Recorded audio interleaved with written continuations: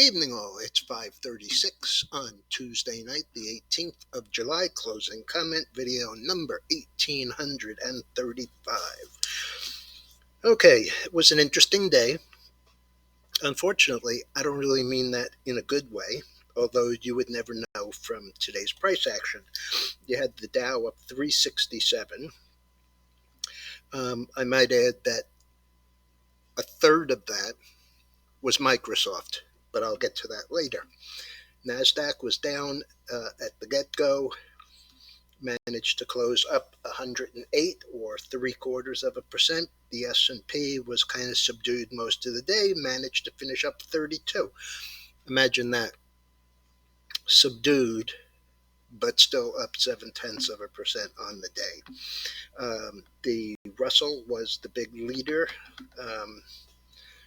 going into the day, yesterday, the day before. Today it was number 2, up 24.80 or 1.27, and that was second in line to the transports, up 317.37 or 2.01%.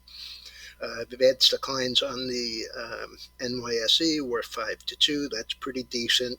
NASDAQ 1.6 to 1. That's pretty decent. Volume was up a little. Yesterday was a decline in volume, back down to 4.6 billion. So today it added a bit. The reason that I said it was an interesting day and not in a good way is because of the way that some stocks acted. I'll give you an example. Lockheed Martin beat top line, beat bottom line, great forward expectations. The stock had been trading pre-market at 474 and change, up 471. After the open, it added another 5 to be 479. Then this afternoon, it reversed right down to 454, a 25-point reversal in a stock that could not have had better revenues, earnings, and going forward. Unbelievable. Then there was Microsoft. This is an interesting one. It added a third of the Dow's gain and finished the day at 359.49, up 13.76 or 4%. They made an announcement about being in a joint venture with Meta, Facebook,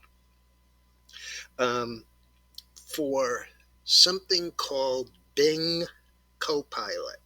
This is an AI-driven service. To give you an idea, nobody has any idea what it's going to cost for them to do that, or what the split is going to be between the partners, or what they're going to be able to charge for it, and are people going to pay it. The reason this is disturbing, think of how many companies there are under 130 billion in market cap. I mean big names. 130 billion is what Microsoft added to its $2.5 trillion market cap today on that news. There couldn't be a clearer sign that there's something wrong with this market. On the other hand, the banks, which really did not run away on their numbers. This morning, if you remember, Bank of America was down 18 cents after the earnings, after the market opened. It closed up $1.30, which is pretty good when you consider it's only a $30 stock. Schwab was up 36 cents this morning, finished up $7.37. Morgan Stanley was down 12 cents, finished up $5.57. Now, these are pretty big numbers, but I'll give you another one. No earnings, no announcements. Carvana, a stock that 2.5 years ago was 376, and last year made a low of 376, $3.76 from 376, just a 99.9% decline. Today it was higher. It's been higher for the last 2 weeks. Today it hit 42.27, and that was up about $6, $5.50. Then it turned down, traded down to 35. The last is 36.10, and that's down 55 cents, but it's also $6.50 off the high.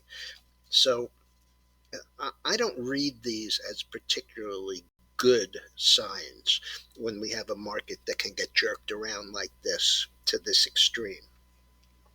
Okay, um, there was another one, Interlink, symbol LINK, closed $10.97. This company's only been around for about 18 or 24 months. It has a high from the opening day of $17.75.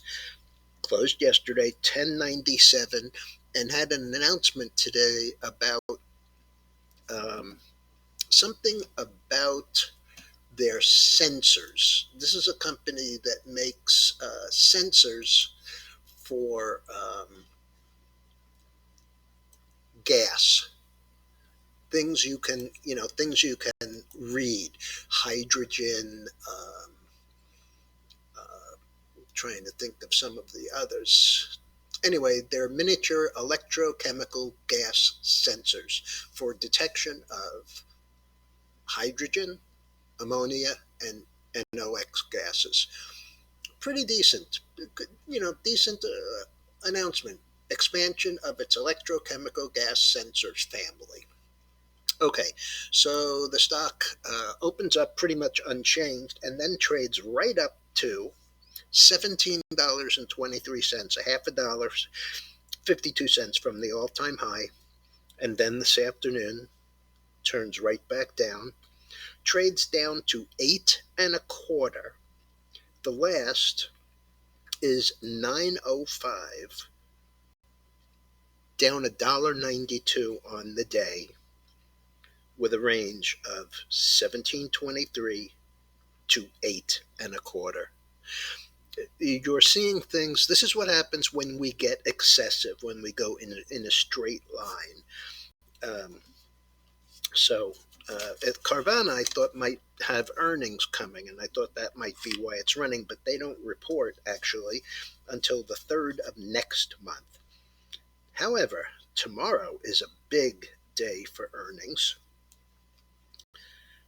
Elevance, ELV, Goldman Sachs, and probably the most important chip company, ASML, manufacturer of the equipment, U.S. Bank, Baker Hughes, Halliburton. Those are before the open. After the close, Netflix, Tesla, SL Green, which is like the poster child for commercial real estate, IBM, UAL, Alcoa. So lots of big names. And also, tomorrow morning we have housing starts and permits, and of course, crude inventories. And it's 7 o'clock before anybody's ready to really look at it, mortgage applications. So there you go. That's on stocks. On the futures side, was kind of an interesting day. The chart on the screen is the oil inside day today, but up on the day. And it looks like it's going to try back towards the $80 area. We'll see how it acts when it gets to 77.15. But it did close 75.66, which was pretty close to the high. The rest of the markets, grains were higher substantially. Corn up 28 cents, 30 is the limit. Soybeans up 17, Wheat up 17. Oats up 25. That's a huge move for a $4 commodity. Nat gas had a good day today, up 11.5 cents, back above 260. Gold up 24. This is kind of interesting. Gold was up $24.40, and silver was up 24 cents. But silver last week had that $1.17 day, while the gold was up $7. So it's one or the other.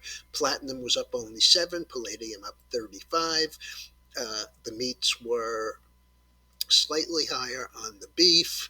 The soft cotton was up 12 cents. Coffee was up 50 cents.